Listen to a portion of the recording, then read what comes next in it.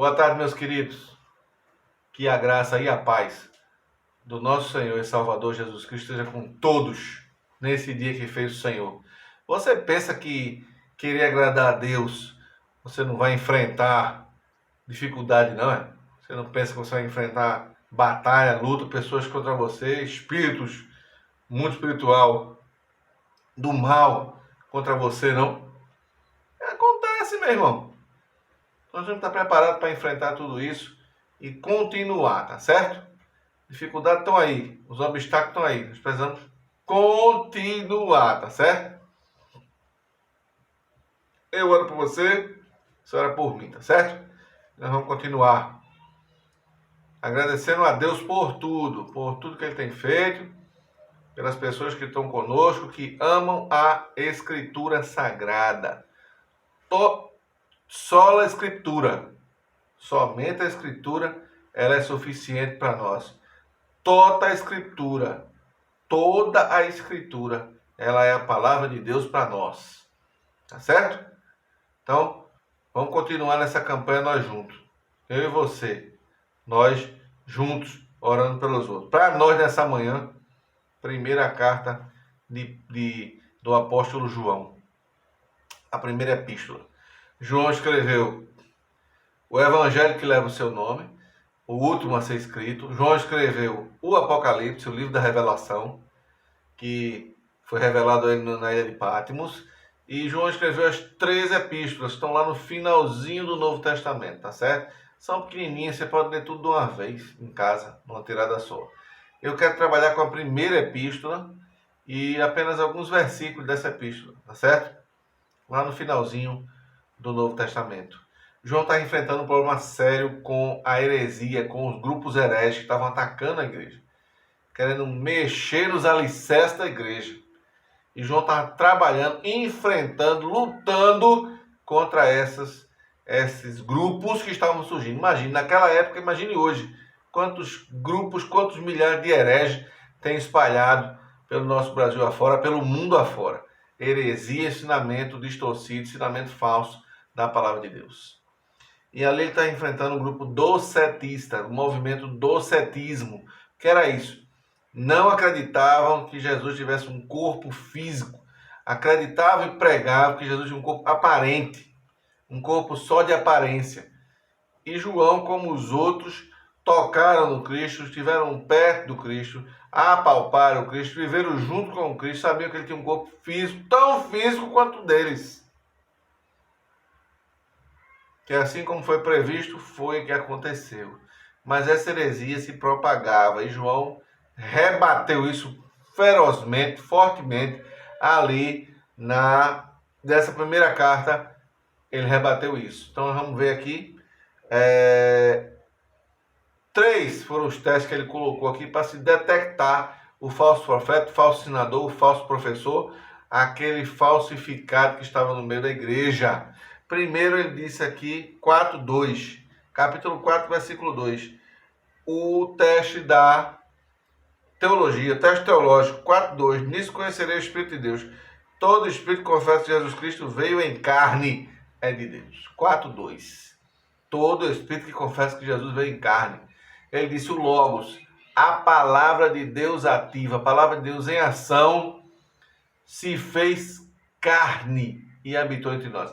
Ele encarnou, ele esteve no nosso meio, ele sentiu as nossas dores, ele sentiu a nossa fraqueza, ele sentiu as nossas necessidades de comida, de pão, de abrigo, de tudo. Ele se fez um de nós, louvado seja o nome do Senhor Jesus Cristo. Nenhuma divindade fez isso. Nenhuma religião se compara com isso. Nada do que existe no mundo se compara com isso. O divino se humanizou. Ele veio até nós. Ele não mandou ninguém. Ele se fez um de nós. Louvado seja o nome de Jesus. Segundo teste, o teste social é o 4:20. Teste social é o 4:20. Ele disse aqui, se alguém disser ama a Deus e odeia meu irmão, o seu irmão é mentiroso. Ama a Deus e odeia seu irmão. Ama a Deus e não cuida do seu irmão. Ama a Deus e não protege seu irmão. Ama a Deus e não ampara seu irmão. Ama a Deus e não socorre o seu irmão na necessidade. É mentiroso. É mentiroso. As duas coisas têm que andar juntas. Eu amo a Deus e socorro meu irmão. Eu amo a Deus e eu ajudo meu irmão. Meu amigo, minha amiga, meu irmão, minha irmã. Se é que você está me entendendo, você está conseguindo me entender. Eu não posso amar a Deus e odiar o meu irmão. Isso é o teste social. E agora vem o teste moral. João aplicou também o teste moral. Está aí no 3:9. Capítulo 3 e verso 9. Todo aquele que é nascido de Deus não vive na prática do pecado. Eu sou de Deus, eu sou nascido de Deus, eu ando com Deus, eu gosto de Deus, eu amo a Deus, eu vivo com Deus, Ele anda comigo, Ele anda no meu carro, Ele está no meu negócio, Ele está na minha vida, Ele está na minha casa, mas vive na prática do pecado. Vive e pratica. O que é isso, meu irmão? O que é isso, irmão? O que é isso? Como é que eu sei o que é isso? Vive praticando aquilo que é abominação ao Senhor. Eu não sei o que é isso, sabe sim. Vive praticando aquilo que desagrada a Deus. Vive na prática daquilo que é abominação diante de Deus. Ele não mudou. Ele é o mesmo. Ele continua tratando o pecado do mesmo jeito. O pecado é sujo, o pecado é abominável, o pecado não faz parte do seu ser. Ele não suporta, ele não se aproxima, ele não tem contato, ele não tem mistura com aquilo. Ele é o mesmo do passado, é o mesmo de hoje. João atestou esses 3 testes para se soubesse. Eles estão no nosso meio, João disse, estão no nosso meio, cuidado com eles. Eles estão no nosso meio. É preciso detectar eles. Quem são eles? Ele disse, aquele que disser que confessar que Jesus veio em carne, aquele que confessar a encarnação do Verbo, do Logos de Deus, aquele que diz que ama a Deus, mas não ama seu irmão. Aquele que ama a Deus, ele tem que amar o seu irmão, tem que cuidar do seu irmão, tem que se preocupar com o seu irmão, tem que proteger o seu irmão. E terceiro, o teste moral. Ele disse, aquele que diz que ama a Deus e vive na prática do pecado. Amo a Deus, mas vivo na prática do pecado. Tem alguma coisa muito errada aí, irmão? Uma coisa não anda junto com a outra. Ah, mas eu conheço tantos religiosos que vivem desse jeito. Cada um vai prestar contas diante de Deus. Meu amigo, minha amiga, meu irmão, minha irmã, nós havemos de prestar contas da nossa vida diante de Deus.